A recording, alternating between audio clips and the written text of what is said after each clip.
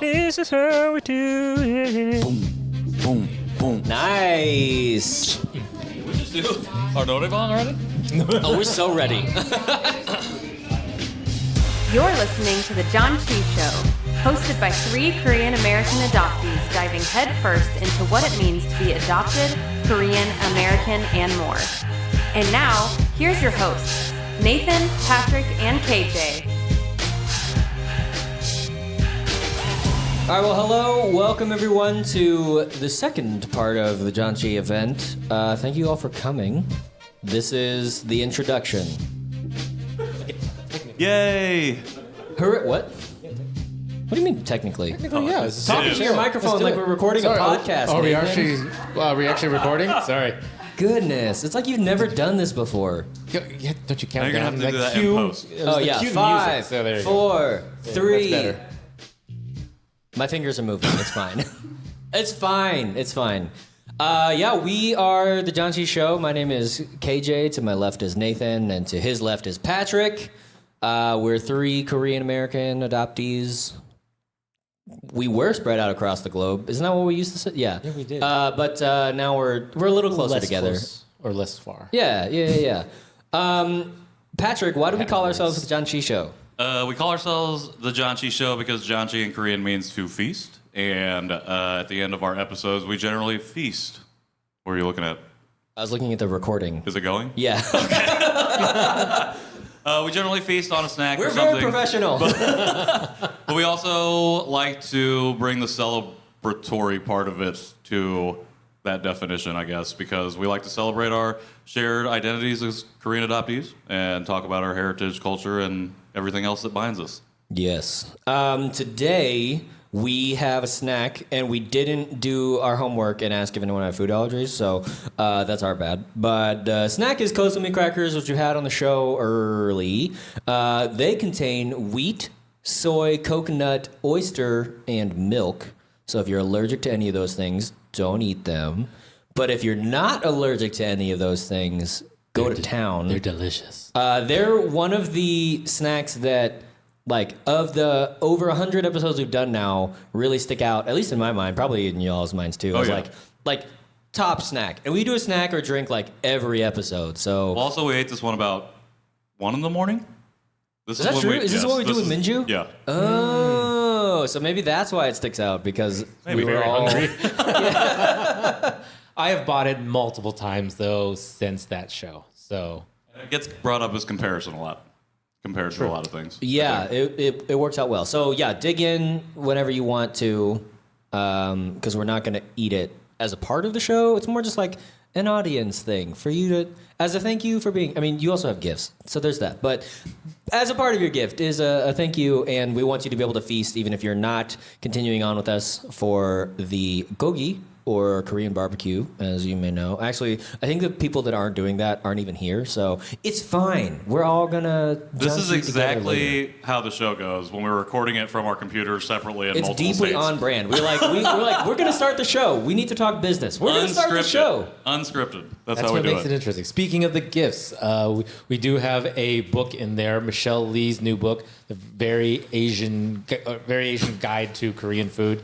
And that's just came out yesterday, so enjoy that. There's also a sticker in there from Boba Jelly Art. You can check them out on Etsy. They make some really cool food art, digital art. You can buy prints, and they have stickers as well. This one is bibimbap. How much were they paying you for those Bibimbap. ads? How much did you pay for those ads right there? 3 items. We get paid in merch. Yeah, exactly. All right, that's fine. And thank you and gratitude is what they get. I am very appreciative Great. of them. That's why I wanted to I promote like them. it. I like it. More people sponsor us who are listening to the show. If you want to be a sponsor, come on the show. Yeah, so for those of you who don't know, and for the listeners at home, kind of the pressing thing, I think, for the 3 of us on top of mind is, Patrick, you just got back from Korea True. like days ago. A few days. Tuesday. Mere days ago. Mere days. Still leaning on the jet lag side. Yeah, coming down off of that. We So established that I'm over the jet lag. You established that. Okay. how are you doing, man? I'm doing all right.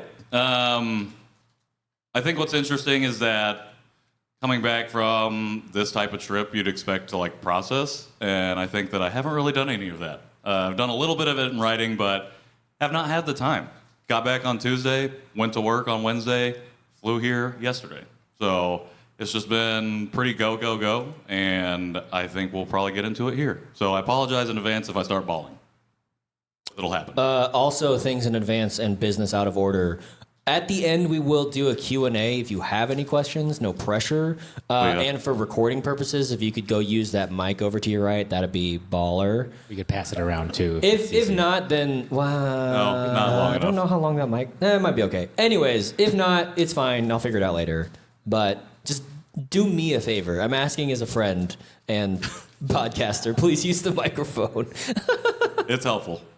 I've heard it's helpful, yeah. Yeah. Anyways. Okay.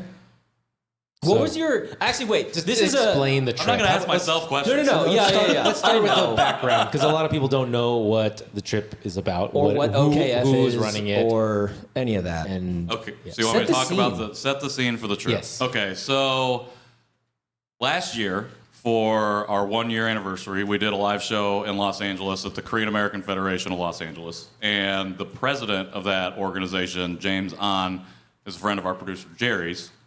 And probably 8 months ago, maybe not that long ago, he messaged us and said, hey, I know of this trip that's for adoptees.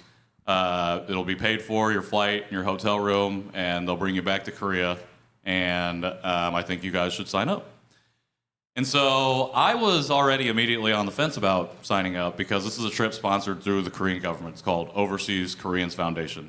So it's, long story short about the program, it's something that's been, I don't know exactly the length of time it's been operational, but the government essentially sponsors for any Koreans who live overseas to come home and either connect with the culture or participate in activities, go to different sites, stuff like that. So I was hesitant because it was a government-sponsored trip. And I think anyone who's listened to the show knows that I have opinions about signing over essentially our story, or my story in particular, when it comes to going back. And this is something I've not done before. I have not went back since I was adopted. So I think we talked about it very briefly, but all of us drug our feet on applying. And then KJ said that he wasn't going to apply. I think I mentioned that I probably wasn't going to, and then Nathan was like, yeah, I think I might try, and then it eventually became a no for Nathan as well.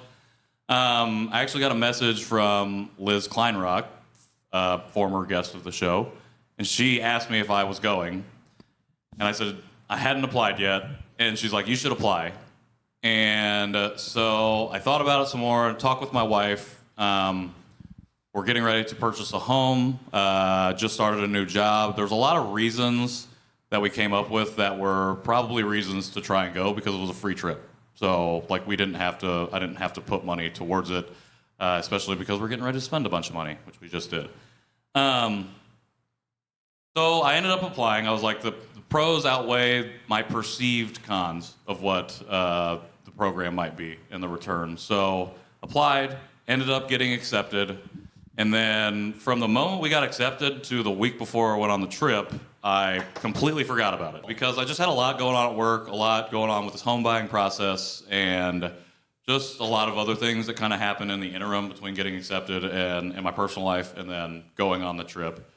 And so that's kind of the stage set. The week of the trip, like all of the feelings that I'd put off thinking about going back returned. And it was really terrible. That Monday I had not only a ton of work to do, but I had like 3 catch-up calls with friends and a recording. And I basically messaged everybody. I was like, hey, I'm having a real rough go of it today. And I just need this space. And luckily, everyone was like, yes, take that time. And it really helped me get into a better, not as overwhelmed sense of mind before getting on the plane. So yeah, that's kind of the stage set. Yeah, I think we talked to you like 5 days before you left, and we were like planning on recording, and we were gonna, we'll just let him do his thing. We didn't talk to you until the day you left. No, I don't think we talked after that. I think we sent a text. Yeah, That my was it. hunch was like, Patrick's probably drowning. Yeah, let's Let's try to fine. scoop some water out for him. I was treading a little bit. Yeah. So, So this is a question that I've heard you pose to many times. Actually, wait. Just a quick audience poll. For the adoptees in the room, by show of hands, how many of you have returned to your country of birth? Okay, perfect. All right, that just needed a quick poll. For the listeners at home, I'm not going to tell you. You had to be here. So you should have come. been here. It's fine. I don't want to shame anyone. Yeah, it's really our fault. This is a safe space. It's our fault for being horribly disorganized. Anyways. So, sorry, Mom. Yeah, okay. So the question I have for you is, what did you feel when you first stepped off of the plane? It's funny because I do ask that. Did you breathe the jet fuel and you were like, home, yes. So I do ask this to everybody who comes on the show and does return to Korea, because I'm like, you think that you would feel that thing? You would expect it. And I think almost everyone has said no. Like, it was like, I didn't feel anything until like it got into the city and actually we're doing things. And that's exactly what happened to me. We got there, we landed, and it didn't feel like anything. It felt like we just got to the airport, and I was like, I don't like standing on the plane waiting to deboard, so let's get off of here. Bust through customs, did all of that. And they were going to pay for us to take the train to the hotel, and after 16 hours on a flight, I was like, I don't want to deal with public transportation in a country whose language I don't understand. And so I had been suggested by another friend to order like a car or a taxi, so we did that, and we took that into the city, cut the commute in half, and I was still waiting on the drive to like really feel anything, and the only I honestly don't think I felt much of any sort of feeling of like joy of being back or like sadness or whatever it was. I think it was just merely like we're driving, kind of seeing the landscape, and then we hit a bunch of traffic, and I was like, no, I don't want to be. I don't want to be in this traffic. Different. Yeah, It's so a different type of traffic. There's not any Kias around, but I know we're in a different place. yeah, and honestly, it really wasn't until that the first full day, so of being there, and we like got to go out and went to Gyeongbokgung Palace, that I really felt anything resembling emotion, I guess, of being back. What was the palace like for you? Because I remember when I went, that was my first time thinking of. We talked earlier this morning about how for a lot of adoptees, erasure is a really common narrative and a loss of history and a loss of connectedness to anything older than yourself. And I think when I first went to the palace, I was like, oh, Korea's old, like really old. Like there's a history there. What was that? Did that like sense of cultural weight enter your brain at all, or? Yeah, did it kickstart the Did you suddenly start speaking in from Korean? here. I wish. Struck by the spirit, and now you can just speak in tongues? So, yes, it did. I think, again, just being in a place with so much history that is so old, I think you can't help but feel, I don't know, just the presence of that. I think going to Greece and visiting a 4,000-year-old city there really kind of helped me set the stage of what I would feel there. I feel like I sound nervous. I don't like it. You can like get up and walk around if you need to. I might have to. I got the shortest cord, so I Just probably pace. shouldn't. But I will say that I was kind of in like a weird headspace. So for this tour, this was like the first cultural thing we did, and we went to, there's like an altar that's about 15-minute walk away. It's a little bit different. And I'm going to tell the story because I don't care. We had the lead tour guide of this thing. She was a white woman, could speak fluently in Korean, lived there for like 25, 30 years. By all accounts, understands the culture. Obviously wouldn't be leading tours if she was not, at least knowledgeable in that. She made like an offhand joke about all the tour guides abandoning their children to come lead us and do their work. And it really, really, it really rubbed me the wrong way. And I could not get that thought and that comment out of my mind. And she ended up being our small group's leader. So I had to continue to listen to her talk about these things, very knowledgeable in the history, especially once we got to the palace. And so the interesting thing about the palace is that it was like the largest of 5. And then not only did the Japanese come in once and burn it all down, they came in again and tore it all down a second time. And so they're going through this process of like restoring it. And she talked about the history post World War II, post Korean War, of going from poverty to the third largest like economy in the world. And just because she made that comment, the whole time I was just like waiting for some sort of adoption thing to be acknowledged. Like, this was part of what happened because you're all adoptees. You were adopted from Korea, and while maybe I won't say that this was a boon to our economy, like, this helped drive some of that. And that never came. And I knew it wasn't going to come, but I was waiting for it, and it just didn't. And I think, unfortunately, that was going to the palace, one of the most powerful and one of my most favorite things that I did. But it was tainted by that remark. And so the only thing that really got me through, because we're being rushed through the palace too, like we got there late and we only have so much time that you can visit and look around, and you had to stay in your group. You had to stay in the group. Can't go off and explore on your own.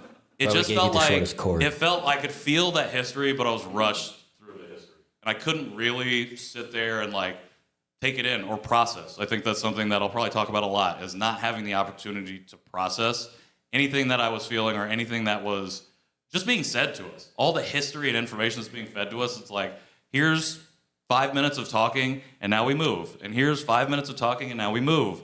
And it's like, you don't get a chance to like really soak it in. And so I think while the palace was great and I really, really did love it, it's just like the outer context of why we ended up there made it not as great as it could have been.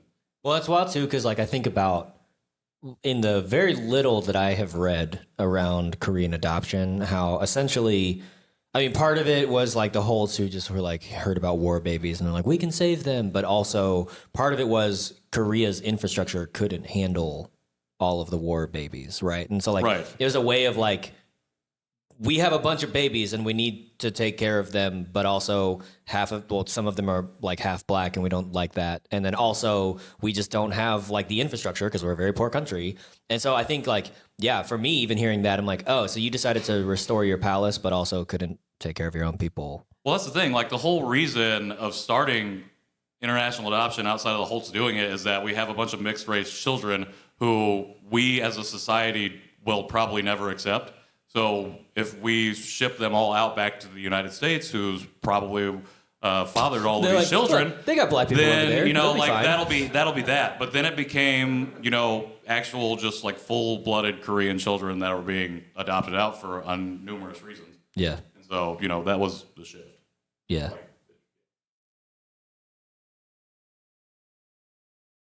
During your no further questions. No.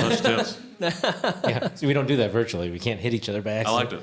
I liked it. During your trip, when you were going around with the tour, how many other groups were there? Did you see like the types of tour guides that they were having? Did you talk to anyone about their experiences as well with the experience of OKF and everything? So we talked about the experience of the program overall. In that first day, I didn't really talk to anybody else about like their guides or anything. All of their guides were Koreans. So like it was just, I don't know, it was just like, okay, you got what I wanted. And probably didn't have these remarks made. But no, we didn't really talk about like the other person's experience. I think after that day, like I think my fears of what the program was going to be were confirmed. And that actually made me kind of withdraw a little bit from interacting with all the other participants. Because I was like, one, I don't want to jade their experience with my experience. And two, like, I don't know if I am emotionally capable of having this conversation, especially with people like from other countries. And I think the interesting thing is defaulting to English all the time. I really like that they had like French translators there. So because I think there were some French people who just spoke no English, French adoptees. But yeah, I just felt like I knew enough people in the group and outside of the tour group that I could interact with. And I think just because I had such a negative experience in that first day, I think I kind of insulated myself from really experiencing and connecting with everyone else, unfortunately. Outside of your time with OKF and the programming and all that, you got to hang out with some friends. Yeah. What was that like when you decided, no, I'm going to leave my group and go to other places like an American? Did you have a plan for me? I've got other plans. It felt, it was great, honestly. The night we were able to hang out with the Dollins, who we've referenced on the show multiple times, a few other people, Rick Allen, previous guest on the show, got to hang out with him. Two of the people who were in our smaller group actually came out with us as well, so that was kind of cool to be able to experience that with other people we just met, new friends. But it was great because, again, we're moving through, because we got to move through the streets of Korea on our own, essentially. And I think I talked about it in the episodes leading up to leaving, but one of the things I really wanted to make sure I did, besides eat roasted chestnuts from the street vendor, was to just find time to exist and just be in Korea, be a Korean in Korea. Whether or not I could speak the language, and none of that. Just be able to just walk on the street unencumbered by an agenda or anything like that. And that allowed me to do that, also in the comfort of friends. But as I wrote about in one of my most recent LinkedIn posts about not knowing the language, but being able to code switch between 안녕하세요 and 감사합니다, and then like throw some English in there to communicate, and never having any other Koreans be like, why are you talking like that? Like, just kind of accept me accept that form of speech. It was really powerful. Like, it just made me feel like, hey, I'm at home. And so to go do that with a bunch of friends outside of the group specifically, I just felt really, really comfortable. And so, yeah. In addition to that feeling comfortable, we had talked previously on one of our episodes about bringing our spouses to Korea with us. How was that experience? It was good. I'm glad that Emily was able to come and experience that. We should have her on the show. Did we? Yeah, I think so. Yeah, we should. That's fine. Come back, Emily. Yeah, well, just because I think it'd be good to hear this experience. From her? Yeah. I can't speak for her, and I can't say exactly, all she was feeling, but I think at the end of the day, it was good for me to have, for lack of a better cliche, my rock there, to be able to be that emotional support anchor. I think I could have went by myself just fine and been able to have these conversations outside of that. I don't mean that to say like. To be clear, I didn't need a rock. Okay, I'm just saying. The rock. I meant in the context of this tour, I could have went because you didn't have time to process. Yeah. And her being there allowed me to, like, she was asking me the questions that you probably wouldn't be asked unless you hung out with a friend the entire time. Yeah. Like, how are you doing? Are you okay? Like, when we would go do stuff, she would drop those little questions just to check in. I think I needed that check in because obviously there's 13-hour time difference, so it's like I don't want to call her at midnight when she's trying to be sleeping. Guess what happened? Be like, oh my God, I'm having an emotional breakdown and I need you right now. I didn't want to have to do do that. Luckily that didn't happen. But I was really glad to have her there for those small moments, like the moments of quiet that we actually did get. Really, I think helped to settle me a little bit more than I probably would have if I were by myself on that tour alone. Because there probably would have been a day where I probably would have not done anything and just hung out by myself in the hotel room because of how strict all the rules were and everything like that. Like, I don't know, like, she helps to push me sometimes to break the rules, I guess I'll say. So, yeah, I don't know, it was good for that. All right. That is not a response I would have expected to hear, but great. Good to hear. It's good to hear it. I don't know. I just figured you'd be the one to be like, I'm going to go do my own thing. And she'd be like, maybe not, but that's fine. I don't know you. Well, she offered that multiple times. And she said that she suggested that I stay longer. And like, she would go home and I could just stay. And I was like, no, Nathan said I had to come to Dallas and do this live show. So I can't stay any longer. But, I really appreciated that. And did that without me like prompting it or anything. Like, she suggested, like, you should, if you really want to and are able to, you should stay. And, I think that meant a lot. Yeah. And it stuck with you because now you're thinking next year. Oh, 100%. Going back for a long time. Well, 3 weeks, I guess. Not for like 3 years or anything. I already asked if she thought or she would think about moving there, and I don't know if she was thinking that yet. So She's like, I'm not I have there to wait a with little you. bit. Yeah. Have you started looking more into the dual visa? We had an info session that they talked a lot about that. Yeah, the info sessions were really interesting about the stuff that they talked about. The visa was one, and I felt like it was a lot of contradictory info. I honestly can't remember exactly what all they shared, but information that was different than what I heard. But these were coming from the ministry, so they would know. But I thought the info sessions were very interesting as well.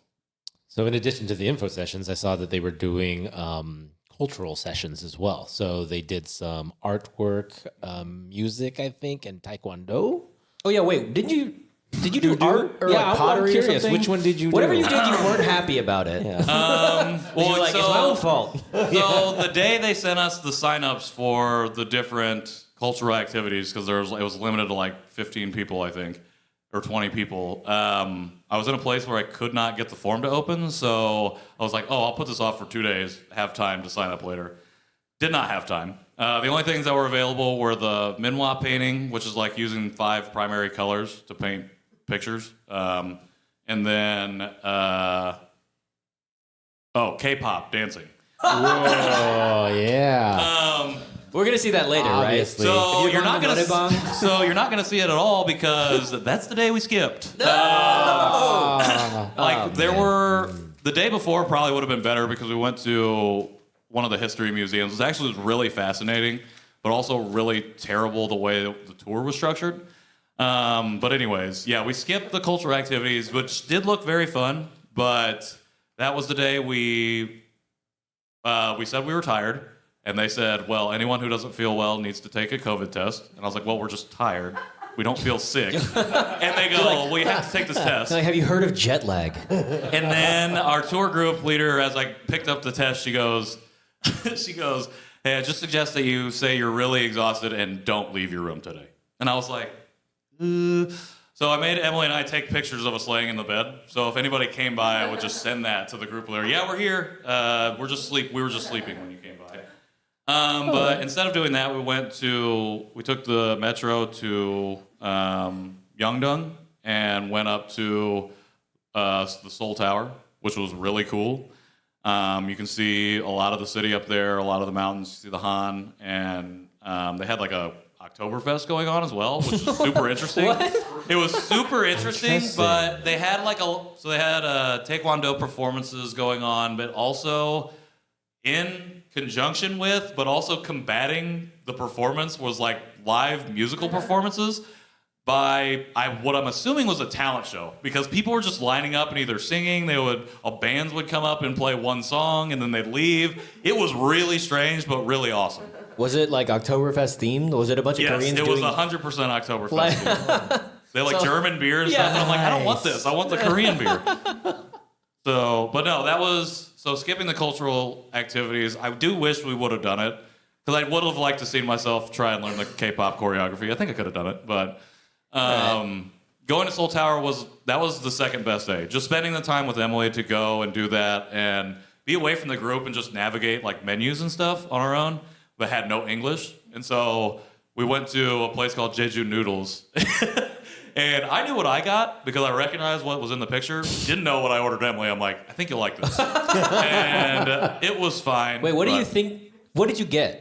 I got kimchi jjigae, and I got her some pork noodle thing. I don't know what it was. She liked it. She liked the noodles. And I ate the pork. But I just really liked it I like that we did that because I think in a way it was experiencing the culture outside of, what was going on and seeing just everyday Koreans just doing whatever. It seemed like everybody's going there, so it seemed like a good place to go. And little did they know, back in your room, someone knocks on your door and there's an automated, we're okay. We're sleeping. We're still in bed. Like Ferris Bueller, music turns on, and a mannequin pops up. Well, the really nice thing is, instead of having like the door handle things that say do not disturb, they have buttons that say make up my room or do not disturb. And so if you hit do not disturb, it's a red thing on your doorbell outside, so they know not to come there. Amazing. Sneaking out. Sorry, I lie sometimes, I guess. Sorry, I needed to go my own way, and yeah. No, I'm glad you did that. Honestly, I think being a little more free while you're there, doing what you wanted to do, which is I know one of your fears when you first got the trip and you were going to go out there, is that you thought you weren't going to have time to do that. So for you to be able to do that, go explore on your own, I think is probably more meaningful as well because you made the decision to play hooky, to go out and find like the stuff that you wanted to see. So. Yeah, I mean, we had to make the time ourselves.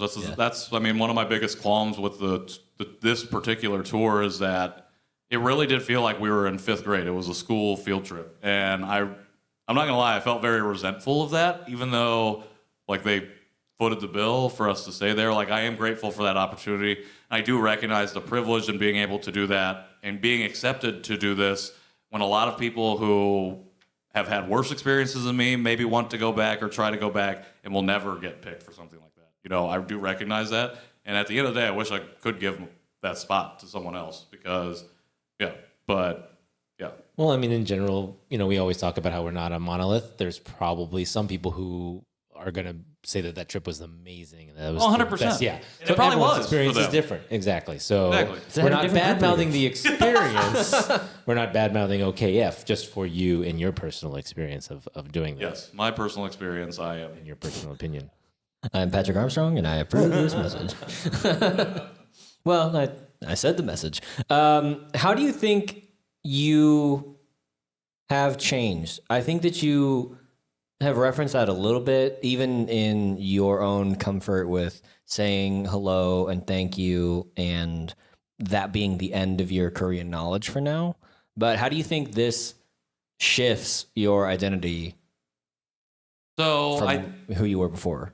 Sure. So I think that, just only having recently found like full acceptance of myself in May, and then before that, just having very briefly been through that reclamation phase was all lumped together as the same thing. But like fully accepting myself like Asian American as Korean enough as an adoptee.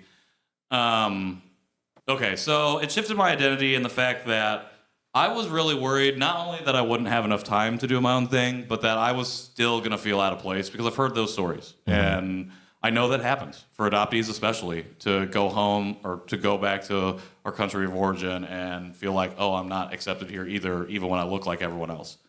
And I'm really, really fortunate that I did not have that experience because that's what I thought was going to happen. And it didn't. And I think I kind of, in the back of my mind, was waiting for it to happen, and it just never did. And especially after that, kind of the interaction of being able to code switch and feel like people weren't looking at me as I was different or like, for whatever reason, I was really like, that was when it set in that, oh, I don't have enough time here. And so I think what shifted for me is that I've just moved further along the scale of acceptance. Like I didn't know that I could accept myself any more fully than I had in May, like that feeling. But that's what I had in Korea, like walking around and just utilizing the 2 words that I know in conversation and just receiving responses in Korean. I was just like, this is right. Like I don't think you can feel, you always feel like, oh, this is right. Like this is the right thing that's supposed to be happening a lot in your life. And like, that's what it felt like. And so it just made me feel like oh shit, I do love myself a little bit more, like a little bit more. I didn't know that I could find that, after 30 years of trying to find even the ounce of self-love that I got when we first started doing the show and coming out of the fog or entering the apocalypse, whatever it might be. It's been a series of slightly stepping further, and Korea was that especially after I felt like, I'd reached where I needed to go, and now it was just like, building on that, I can have a little bit further. When you say you feel like you didn't have enough time, what does that mean? Hold on, let me talk better. For the editing. Yeah, for the editing, yeah. What did you want more time for? Just that existence piece. Yeah. I think, so 5 days, definitely really short, probably 4.5 to be honest. And then again, the tour just so very strict in in your movements, what you could and could not do. And that's why, and especially after I started to feel that more, the acceptance piece, that's when I was like, this is not enough time. And again, that regret of this is not how I wanted to come here the first time. Yeah. I wanted to be I have 2 weeks or 3 weeks. And I have a friend there who's coming back now who was there for 2 weeks. And she's like, this was not enough time. And I was like, that's what that felt like, is that I didn't have enough time to just be a Korean in Korea, as opposed to being a tourist in Korea or being a visitor, I guess. Like, yes, I am a visitor or a guest in the country, but also, like, I got sent away for no reason that I had any involvement in. And, like, I feel like it's almost a right for me to be able to come back in this way. But then to just be able to go out and do what I want, not because I have this agenda set out for me by an entity who facilitated my going in the first place. So I think that's why it felt like it wasn't enough time, simply because it was so constrained, felt so constrained in the movement.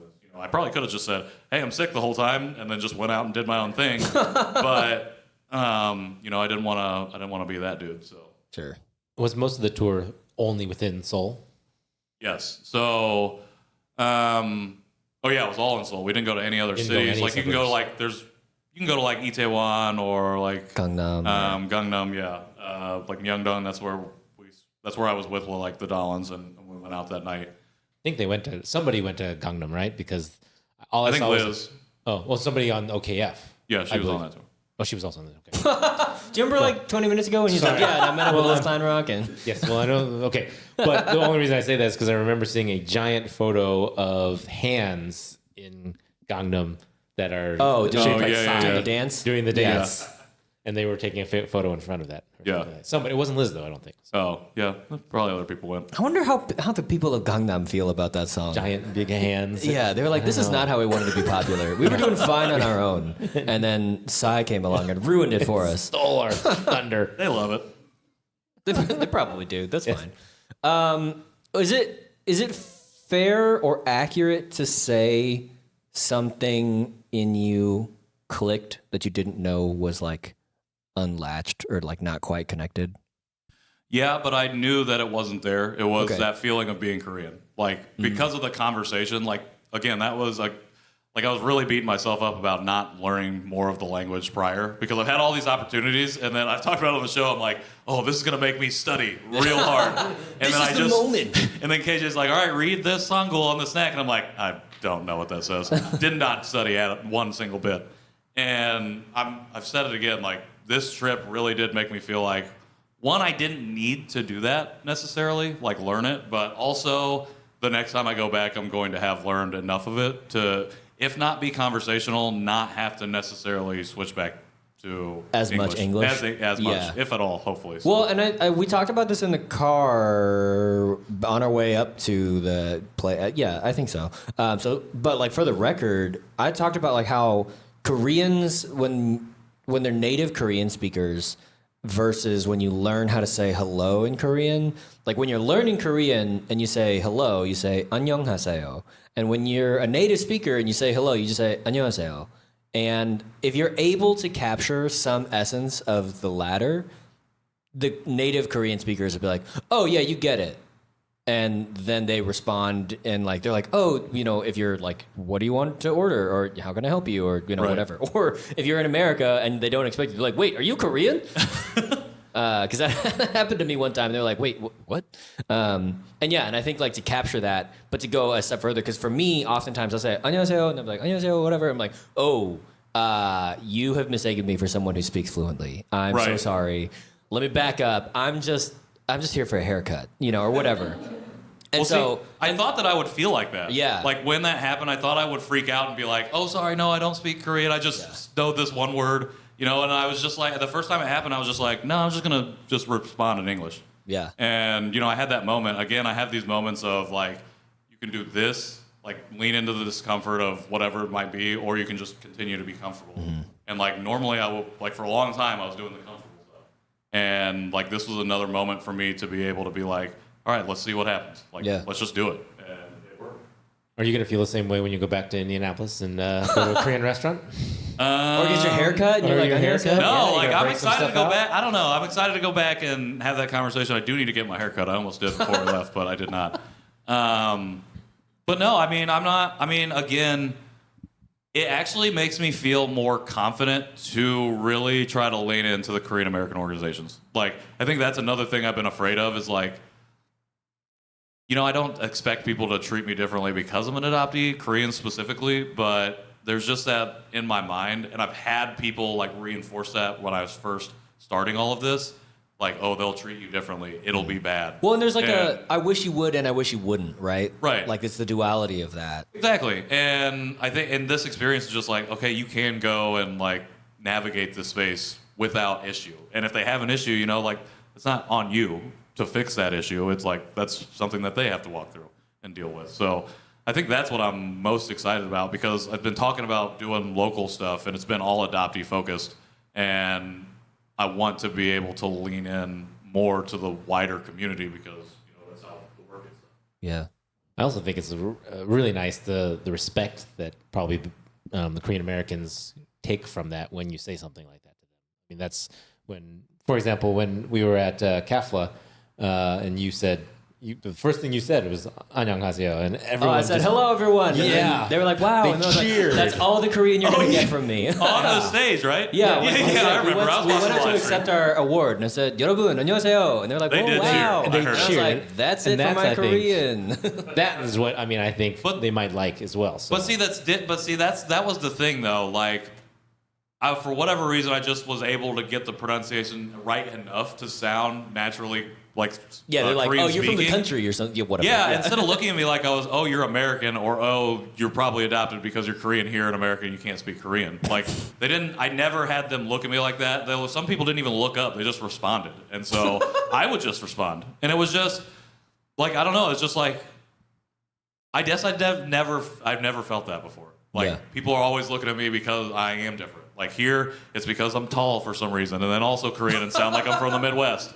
But in Korea, like, in spaces where I've been with Koreans, for lack of a better term, Korean Americans, you know, I've had that same thing, looking at me like, oh, you're not really Asian, or oh, you're not really Korean. And to not get that in Korea was huge. That's why I'm saying, like, I didn't know I could accept myself more. Like, that's what that was. It's like, I guess it's the acceptance of others, essentially. Like them accepting me for whatever I was saying, and then I was like, oh, I can move a little bit forward. Yeah. So then, would you suggest to anyone thinking about going to Korea and not knowing any Hangul or anything that it will be okay? I mean, I think it will. I think, again, even just having those two words, I think, was really important because those are two of the most common things you hear from people. So I think having even just that foothold will help you a lot, but I don't necessarily think you have to have it. Because I do think if you go there and you spend enough time around people, you're going to pick that up. Like, you're going to pick that up because you hear it literally every 5 seconds. Every threshold of every and door. if you're just walking on the street, you hear it from everyone, and they're going to be saying it to you. And, like, within 2 weeks, I think, of just hearing that one word, like, it'll stick. And you could starting to use that, starting to lean into that language, and I think it would be fine. Again, though, this is me, like, this is my whole experience, I don't expect anyone to have the same experience or even close to the same. It's great if they do, but I also understand that that does not happen for everybody. And it can go poorly, or you can, again, feel like I was worried I would feel like, which was unaccepted, different, and ostracized because of who I was. Yeah. I think it's really lovely, and I think I don't remember what we talked about this morning or just off air, but the idea of like snapshots and the image that like our producer Jerry or even that I have of Koreans in our homeland and how they perceive us is probably like 20 years old, and we haven't been back in a way to update that and say like, oh, this is how they act now, you know? And so I wonder too if like even as we in America get the quote unquote benefit of like the globalization of South Korean culture and how that like how people see us or think about Koreans broadly in America, if that doesn't go two ways and now the Korean people are more conscious of adoptees, of Korean Americans, of Koreans who look like them and don't speak as much Korean, you know, like that kind of thing, Right. and have become maybe culturally more accepting of that. And so even just the timing of it, you know, because I think about here in Carrollton, and it's like, it's shown by however far away we are from original Koreatown, like 7 miles or something. Like that's very much like a version of Korea, and then coming here, there's a new version of Korea that's like 10 years, 20 years different. And then like in LA, that Koreatown is like maybe 10 years newer than here. You know what I mean? And just the way that, but we all bring snapshots of that, you know, and then we all have our own nostalgias and those kinds of things. So I think it's really lovely. And I think it's really nice to hear that you found a way to love yourself, even though it was strained by this trying to figure out your Koreanness, and that as that final piece fell into place in Korea, you're like, oh, I don't have to work as hard to love myself. I found a new level of self-love. That's a thing that I personally have found, like my small win, and it's a massive win, but my small win is anytime I hear an adoptee cross that threshold of enough, of seeing themselves as Asian American enough, as whatever enough, as like just whole and who they are, and to step into that, I think is so important. So I'm really glad that you found that, and that you found a new level of that. I didn't know that you could level up, but I didn't either. That's super exciting for me personally. I'm like, ooh, You got this. I got places to go. I'm gonna be back. Yeah. So hearing his story, does that make you even more want to go back? Yeah, because I think we talked about this, but like because I went pre-adoption apocalypse and would go back post-apocalypse, like that definitely colors how I want to move in that space and how I want to be in that space. And I saw one of our friends on Instagram who's there too. She's at Jeju Island and was just like, I just sat on a bench for like 3 hours and just like was in this. Also, Jeju is gorgeous, from what I've heard, but like I've not personally been, but yeah. So she's like, I was just there, and there were Koreans around me, and I was breathing Korean air and Korean ocean and drinking Korean, you know, it's whatever. But I think just that ability to exist and be still in a land that knows you, and you know, and accepts you just as like you are part of this land, you know, and to be connected and rooted in that way, I think is really beautiful and really important for adoptees, transnational adoptees, to be able to experience, to just like be in their place and feel that acceptance, whether that comes through their country or there's some other medium, like a fellow person from their country. What's the word for that? Fellow citizen of, I don't know, whatever. You know what I'm saying. Local? What? I don't know. So to that point, I think another thing that really had me, or that helped me facilitate that connection was, so when I first started doing all of this and like leaning into the cultural aspect of being Korean and learning about Korean history, I listened to a podcast from the Korea Society. And earlier this morning, we talked about Han. You brought up Han and the concept of Han. Can you explain that real quick? And so Han is like so I am going to explain it, but not this similar definition that you gave. That's fine. Give the definition that you gave this morning. I don't remember what I said this I don't morning. remember either. That's why I was asking you to say it. You did it good. You did a good one. I said Han is like it's like a longing born of grief and trauma and suffering, but there's like a longing, a perseverance, a steadfastness, but it comes from like a really sad place. Right. And so that's actually perfect. So obviously we just had a little bit of trouble defining it. KJ has a definition, but notoriously Han has been labeled as difficult to define. And in this podcast, was a professor, his name is Michael Shin. He was talking about Han and how we can define it. And he defines Han as a loss or a lack of identity. Because Koreans for a long time have suffered either colonization or invasion. And now the country is literally split in half by the DMZ. You know, we're split into North and South. And so how can we as a people be whole and know our true identities when our country is physical, like where we come from, our history has literally been schismed. And that's always really stuck with me as being like, oh, I know you're not talking about adoptees, but that's literally like my definition of what it is to be an adoptee, is to lose your identity. And it's been a clawing back and a journey to try and find that. And so, you know, that sticks with me everywhere I go. But in Korea, I didn't talk about it a lot with people. But I was thinking about that and how, like, that almost does make me feel whole to be in a place that knows that struggle so intimately in a way that I think is still really hard to define to another person, especially someone who's not adopted, who doesn't understand, like, I've never seen you as an Asian person, so all of my white friends that I grew up with, or that yeah, I don't know. I don't know where I was going with that, but just like that, like I don't know, like that gave me fullness to know that the place I'm from truly understands what it means to not know that, to not know who you are, and to fight to find that. So it's just another connective piece that I think we don't talk about a lot, especially and with Han being such a ill-defined concept. Maybe not ill-defined, yeah, just but a hard to define. It's literally I don't know what to say about it, the je ne sais quoi. Yeah, so I want to shift gears, but thank you for being as candid and forthright with your trip to Korea. That's a lot to... even as I was like, you're like, oh yeah, I have to ask you questions. I haven't thought about questions, but thanks for sharing, and I appreciate that. And I think, first off, thank you for sharing, because I don't think we thank each other enough for what we do. And I know that, like, for us, it's a thing that we've committed to. And for 2 years, we have been really honest and really candid with our stories. And yeah, so I'm grateful to the both of you for being able to do this sustainably for 2 years and for more. Thank you, Casey. Yeah.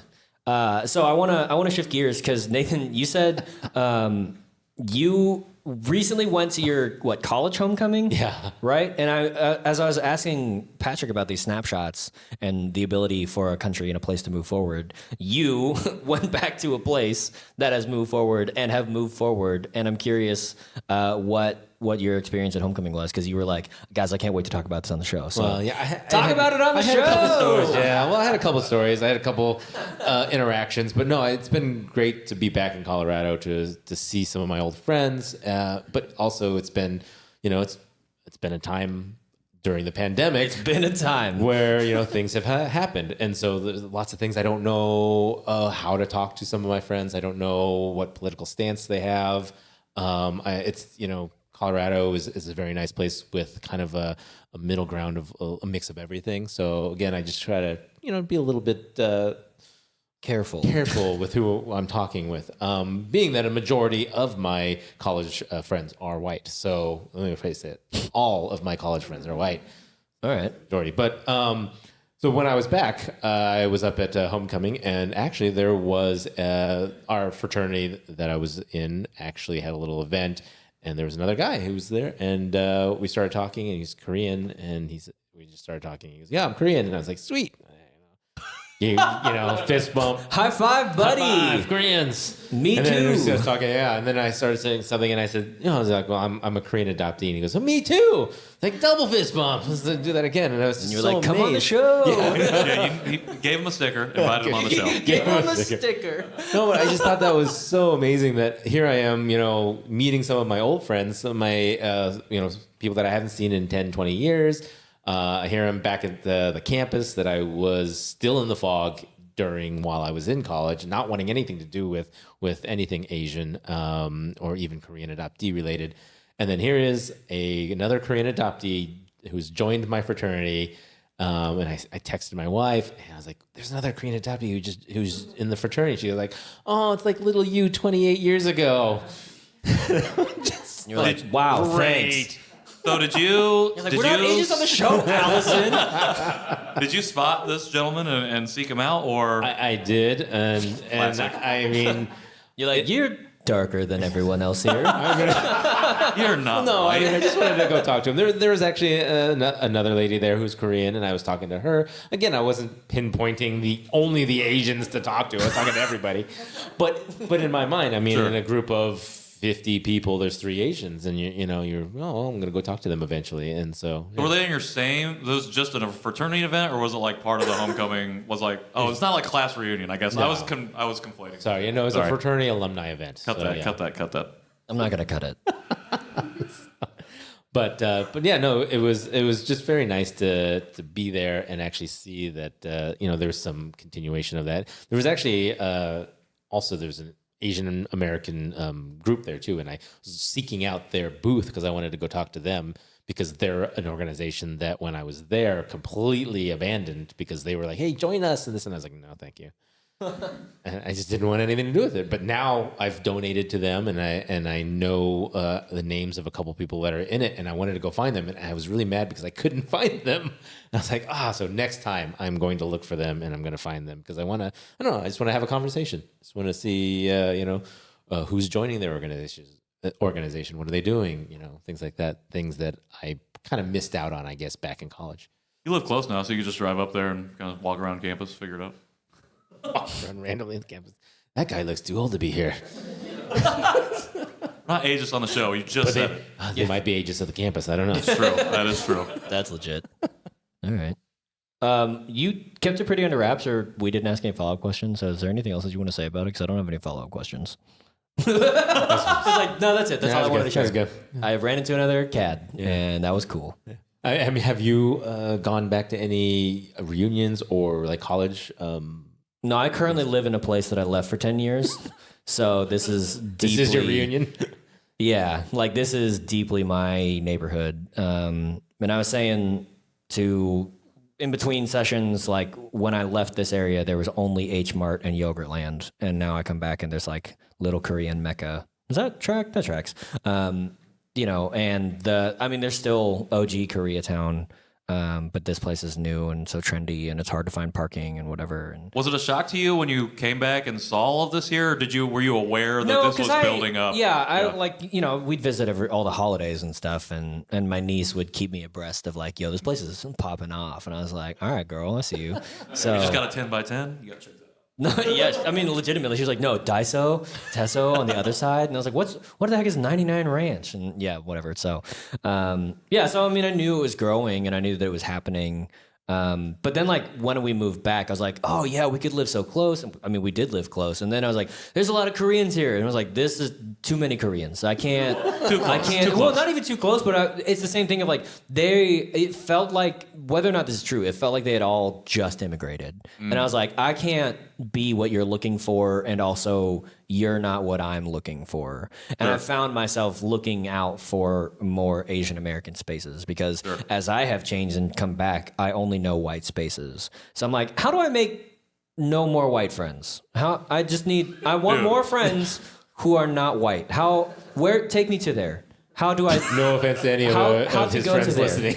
Yeah. So no, I mean, it's not like I'm not trying to lose friends. I just don't want more white friends because here, like, I need people who see me and who get me, and I don't have to code switch as much. I don't have to translate as much. I don't have to like harumph and like filter and do all of that kind of stuff and tiptoe around what I want to say or what's pressing on my mind, or if I am grieving a moment, like the people just are like, yeah, we get it. We're also aware of that, like I just don't want to translate anymore. It's too much for my brain. So, well, and it's like, I totally get that because I've been saying that same thing to myself because it's like all my friends for the longest time, even through college, for most of college, were just white. I didn't go out of I didn't even put any effort into trying to diversify my friend group. It was just like, again, hang out with the people I've always hung out with, and it's totally fine. Yeah. I'm having a great time. Yep. When really I was having a terrible time. All right. Get into that later. That's fine. That's another episode. No, I mean, like I've heard so many other like black voices say like, well, I've got a PhD in whiteness. I don't need more. I don't need to learn more about that. But I feel like I just graduated high school as the High School of Asian Americanness, and I'm going off to college. I'm like, where are my friends at? And they're like, we're in grad school. I'm like, I'll catch up. It's fine. You got this. Whatever. Or they're like, courses. They're like, actually, or it's the Korean immigrants who are like, well, we just got to survive and do the assimilation thing. I'm like, I'm really not on assimilation train either. I was kind of born into that. Didn't have a choice. So I'm trying to jump off that train and do other things. So yeah, I mean, that's where I'm at.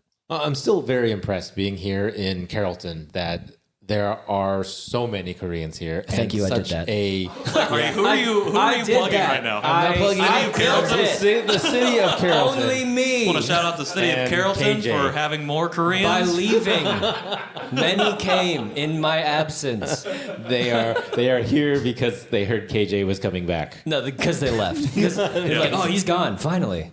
Well, no, I mean, just today, walking around the little neighborhood, the shopping center, there's so much there that, again, I'm jealous of it. I'm, going through that H Mart. It's so nice. So I think I think that's really great that you have this area. So I hope to move closer or have more stores open up in Spoiler alert, in Nathan's Denver. moving? No, in Oh. Denver. He said, "I hope to move Yeah, closer he said, I to hope to more move of here. an environment like that. I see. He's Sorry, like, I I'm gotta going to continue move my back phrases. to Oklahoma. My thoughts are broken. Take You me to just want to Bartlesville. go to Brahms. There's Just admit it. Take me to Brahms. Korean shopping, Brahms. It's the same. Yeah, I don't know. He didn't have an answer. Anyways. that's fair. Do you want to do questions? Oh, yeah. I forgot we were doing good, questions. Good question Sure. time. Yes. If you have questions or comments, please use the microphone for recording purposes. Otherwise, I mean, you don't have to have any. Yeah, you don't that's have to that's have any totally questions. fine too. It's just, yeah. We can cut this awkward silence out. Leaving it in. Or we can talk over it as people cue Fill towards the space. microphone. Oh, there we go. For the record, please state your name. Your name, sir, where you're hailing from, and your question. Hi, my name is Eric Kemp, and I'm, I can't say I'm originally from Denver, but I was raised in Denver, and then I've been living out in Los Angeles for about over a year now. So, but you've all been back to Korea now at different points in your life.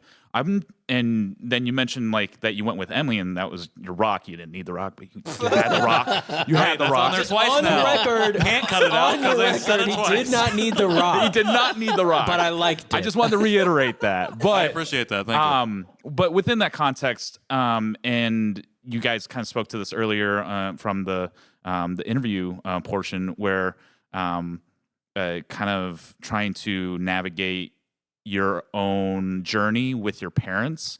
What would it been like? I guess are you? I got to reframe this question a little bit better. Would you? Are you interested in having your parents come with you on a trip to Korea? I went with my parents. Yeah. Okay. And that was fun because I was young, and I went on a homeland tour with Holt. And so it wasn't 5 days. It was a little bit longer than that, I think. Maybe it was 5 days. I don't know. It was a lot. But we also got to go around the peninsula, and it wasn't. I think because it was through the adoption agency and not through the government, we got to they were like, here is the country that you like. They were more aware, as the adoption agency. So I thought it was really nice, and it was like historical and all those kinds of things. And I was just like, yeah, my parents, woo, we're doing the international travel bit. Going back now, I don't. No, probably not. Just because I want to experience that for myself. Sure. Sarah and I would like to go because we've both been on our own but not together. So kind of the same thing where you got to go with Emily. It was like, yeah, there's a world where I and we've talked about this before, but I want to go with Sarah, and I think to have some time alone too is important, just to be in that space, And so kind of the both end of it is important. But at this point, I don't know beyond just here we are back in my country. I don't know not that people should be only what they bring to the table, but I don't know that having my parents there, it could be more distraction than what I need to do for myself going back in my new worldview, my new space. So I would think it's a similar. I would have to make multiple trips because also my wife has not been there, and I would love to take her there with me, and potentially my kids as well someday when they're older and they won't go run off and get hit by cars or something. So the fact that when they're 80. yeah, I know. I don't know. There's the fears of parenthood and traveling and being on a We plane all for get it. 12 We don't get it hours yet. or No, we all whatever. get Yeah. it. Okay. So, but no, I definitely want to make multiple trips. So yes, I would go with my family, my wife, go with my wife and kids someday. Yeah. And then yes, if I could take my parents, but my parents are getting older now. And so I don't know if they would travel that far. The last time I think they've traveled that far was to Australia, and it was not very comfortable. So at this point, because my parents are so, sorry if they're listening, older now, that they We are not burn them agents. and Stop you're the just show. probably Grown wouldn't want to older. go. So maybe You know how they've done the thing that all humans do when they get older? So I might, maybe I can bring them to K-Town or something in LA, But the experience of having my parents there, if they were able to, I would totally, definitely do. I think it would be great to have them there. But again, everyone's family dynamics are different, so it really depends on how that is for each person. For me, my parents are very big into traveling, and I've traveled with them many times in the past, and I think they would enjoy it. But I don't think they've actually been to any Asian country. So the furthest we've been is Hawaii, that direction. and I know they've been to. You've been to Hawaii Europe, a lot of Hawaii. And Hawaii Nathan loves Hawaii. Nathan he winters in Hawaii. Nathan loves Hawaii and bone marrow buffets. And so they just haven't been, but I think they'd be interested for sure. So they love Thai food too. So interestingly enough, in 2018, my parents and my sister were actually wanting to do a family trip to Korea. This was before I started to do all this stuff, and I was like, maybe I can maybe do that. Now, after having gone on all of this stuff and then having actually just went to Korea, I would still go with them, but I need to go back by myself, or if Emily is able to come with me to Ica, like go back again to do that. Before I could go with my parents. Again, I think one is a language thing. Like I want to be able to make sure that it's all fine, I guess. I don't know how else to put that because I know my mom is currently listening to this. Just to make sure, just from a translational standpoint, but also so I can relay a little bit more of the history and understanding from me and not necessarily have to go on tours for them to be able to hear all of this and to learn. Again, I feel like that's putting the burden on myself to educate, but I do think... That's kind of the dynamic of adoption, right? But I do feel like, I almost feel protective of it and how it's shared with them. Again, we've had a lot of growth over the last 2 years, and I think it's going to take still a lot more for us to get to that point of going back together in a way that's meaningful and productive and not, like, harmful for whatever reason. Not that the harm would be intentional by any means, but just that stuff happens. So, like Nathan said, multiple trips, but I got to go back first. Thank you for those answers. I mean, it kind of starts to illuminate and actually brings up another question in case somebody else wants to go. But Form a queue. That's fine. In any case, sounds like you all had different experiences and different plans and itineraries when you went. If you could curate your own itinerary and your own set of like people that you would surround yourself with, like now Patrick, you said I need to go by myself. I think I need to process this, but what would be the ideal thing, or what would you recommend to others who are thinking about going back to Korea? Like, would you go through some of the organizations that are paying around all these trips, or would you just say no, save your money, get a solid group of friends, or just yourself to go and proceed it that way? It doesn't need to be black and white. It doesn't need to. There's obviously some gray areas, but what would you guys, I think, recommend as good catch-alls when thinking about going to Korea? My only thing on the agenda right now is to go find a good bench to sit on. You got that bench in your head. Find yourself a good bench. He wants Maybe on Jeju Island.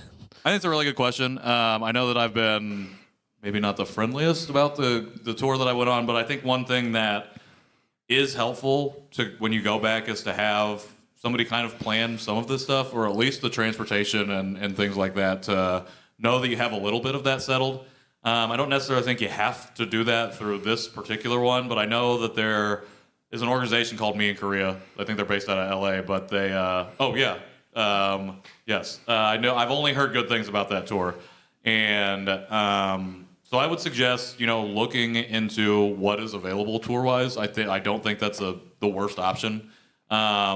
But yeah, I think before you go, or anyone thinking about going, just do a little bit of extra planning, I suppose, and prepare yourself times to be able to just sit and process. I think that's another big key. On a bench.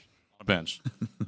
In Jeju Island. Yeah, I mean, I think it's like if it's your first time going, it just depends on what stage of adoption-ness you're in and what you're looking for out of a trip. And I think it's true of any transnational adoptee is, what are you looking to gain out of that trip? And then can you plan, or what do you feel like you're missing in your, and I realize like this question in particular, what do you feel like you're missing, is like very large and requires quite a bit of self-awareness and quite a bit of research. But like, because our stories have so much erasure, like it was important for me to experience history and culture and things. And so like when I went, we got to see like a very traditional dance, and there was like this weird like acrobatic thing with headbands and drums. I was like, this is super cool. But then like, and I think that was in a palace. I was like, that's cool. And we went to like a Buddhist temple, and I drank like from a, like all these kinds of things. It was like really, really cool. But then also, I think we went on like the riverboat tour, and I ate like a pizza with sweet potato crust, and I was like, this is weird, whatever.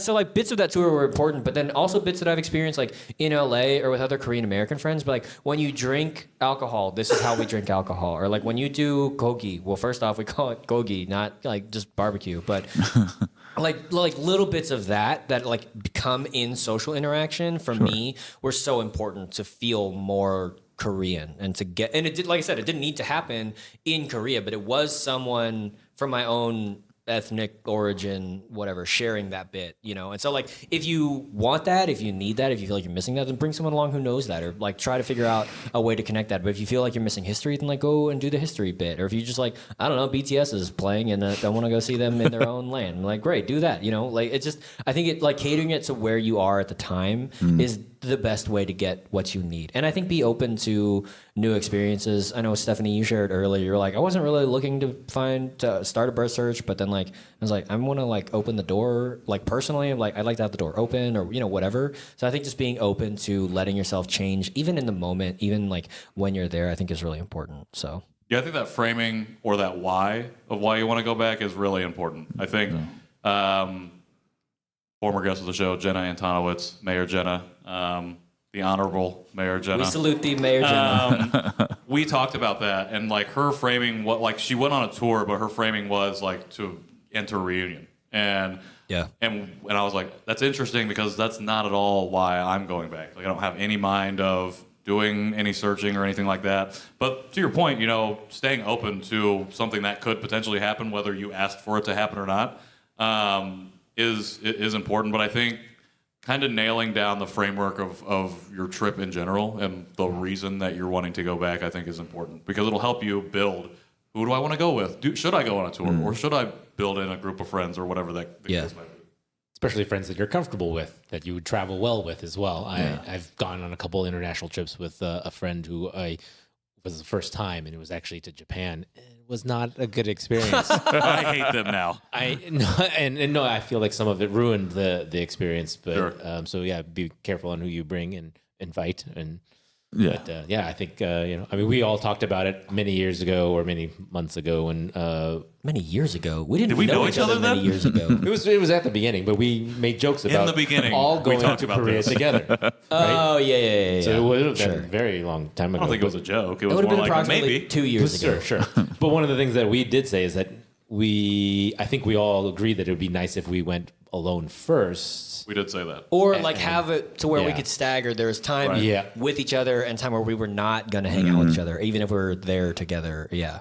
But I still think that would be fun if we all went together. So 2023. 2023, Ika, putting it We'll on the see you map. there. it's on record. All 20s of you. For the listener at home, there's 20s of people here. If you've listened to the previous episode, you understand that reference. Awesome. Thank you guys. I Thank appreciate you, it. Eric. Appreciate it. Thank you. Any other questions? We have time for like maybe one more. Nice. Yes. Come on down. I'm tall enough. You could just You can. take the mic off and It's fine. Can you hear me? This will be good, right? Yeah, it's fine. Okay. I'm Jennifer Patel, former Hello. guest and resident of the area. You know that SNL skit with the alien that comes down and the one chick, the Kate McKinnon. They're all talking about this like beautiful experience with the aliens, and she's like, "Yeah, no, that was not my experience." And does anybody know what I'm talking about? Does anybody watch that? Anyways, I do not. as you're but talking about, everybody else does. I was so. like, I'm just gonna nod though. Continue. it's funny. But anyways, as you're talking about your Korea experience, I was Kate McKinnon. I was like, oh yeah, no, that was not like. But piggybacking off your question, you guys have Korean adoptee siblings, non-biological. And I've always been really fascinated with those relationships because my siblings are biological to my parents. Have you?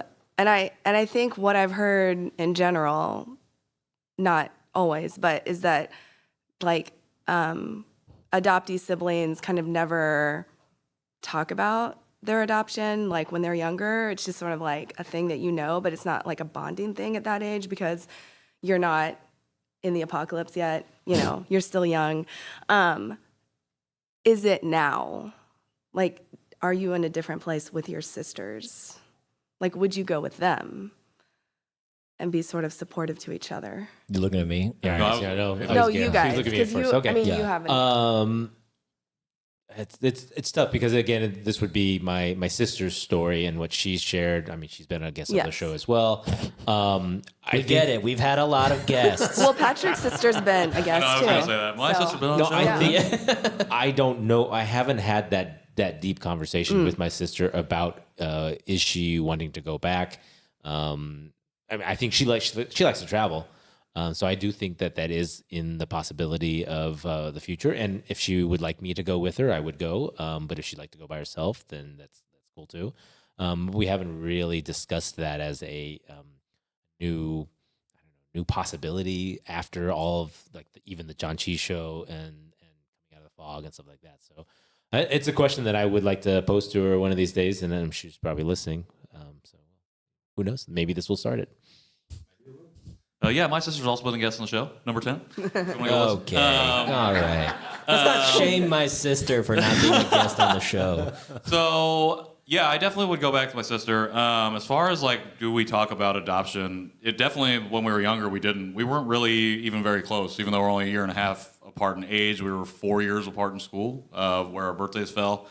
And so, we didn't really, I wouldn't even say like it was a sibling relationship. We just kind of existed on our own. And after we both had been done with college, we started to connect a little bit more. Apparently, when we hung out in California, I ate kimchi with her. Do not remember that experience, but got called out for it multiple times. And we've started to, but even at that point, like we weren't, I don't know if we were really self-racializing at all. I definitely wasn't. I'm not 100% sure about kind of when that journey started for her truly, but over the last 2.5 years of being on this journey for myself, we have started to have those conversations a little bit more, and it has been a bonding thing. Like to be able to, because she shared stuff that happened in the town we grew up in that I maybe was tangentially aware of, but was ignorant of what was going on, and like I always look back at those times and regret my role as like an older brother because I don't feel like I did what I needed to do to protect her, and I wasn't protecting myself, so obviously I wasn't equipped to do that and provide her with that. But we've been able to grow closer and like share, and especially with our parents, like at the end of the day, we had similar things that went on with them or like different experiences with them, but we had a lot of things that were similar. And to be able to bond over that, we both had a really good, strong relationship with our grandparents. So like those things helped to kind of bring us together. But then I think especially for myself, going through the apocalypse, I've been able to just kind of talk at her a little bit, and she's like is a good listener and willing to engage in that conversation, even when maybe she's like, I don't really want to talk about this right now, but she's willing to engage me there, and like she's like hyper intelligent, so like I learn a lot from her, and she's able to like provide me context, and she's actually one of the people before I left. She's been reading a lot of stuff that I write. Was just like, hey, I know, like, obviously we have all of these preconceived notions of going back, all of this extra baggage and trauma. And she was one of the people who really encouraged me to, as much as I could, try to have a good time and, like, go and experience and try and be okay. Even though it's like, obviously you probably won't be at certain points, but she was somebody who's just unprompted reached out to me and was just, like, pushing me to try and, or not pushing me, but sharing that, like asking or like calling me in to be able to show myself grace while I was there, which I really appreciated. And so like that would have never happened when, even when she was like 18 or 21, like it took myself going on the personal journey and then whatever journey that she's been on to be able to do that. And I feel very lucky that we can bond over that. I love that. I really wish, actually, my sister was going to come to this because she's, still in Oklahoma, not too far away. Just unfortunately, this was a weekend that she had other things with her daughter. But she has mentioned that like she did come down to the Carrollton area and was looking for Korean restaurants, and so I recommended a Korean barbecue place, the one that we were going to tonight. But spoiler. But no, she's looking more into things now, and I'm seeing some sparks. And I don't know if that's something that's happening inside her own mind, or if it's us in the show and what I don't know. Things. Who knows? Gotta have some more conversations. Yeah, that's great. And Thank you. That's it. Thank you. Okay. Everybody Also go for listen the- to Jennifer's episode. Yeah, episode Oh, is that what you're gonna say? 33. No, I was just Oh. going to say for the listener at home and also for the people here, my sister is Russian, so that question does not apply to me. It's a little bit different. So I think she was looking at both. No, of us. yeah, she was. Yeah. Yeah. So Yeah. but just well, that's it for the show. So thanks everyone. Thanks for coming out. And do you have things to say to wrap up? Or No, I figured we maybe could do the plugs on this one, but no, we don't have to. no, it's fine. It's fine. Oh, we just Nah, we'll Okay, put it in great. the show notes. Check the show notes. perfect. Great. You know where to find us. Yeah. Well, thank you everyone for being here. I mean, it's a real privilege to be able to do this. For me to do it here in Carrollton, not Dallas. I don't have to quantify where we are. Oh, in Carrollton. But yeah, it means a lot, and the show has meant a lot to me, to the three of us. I feel confident in speaking for all three of us saying that. So yeah, thanks for coming out and for making the drive. We had a lot of people travel in, which it means the world to me. So yeah, thank you for being here and making it happen and supporting the show. Same. Exactly. We do good in the middle, not at the beginning or the end. Thank you. Great. Let's go eat meat. Go eat meat.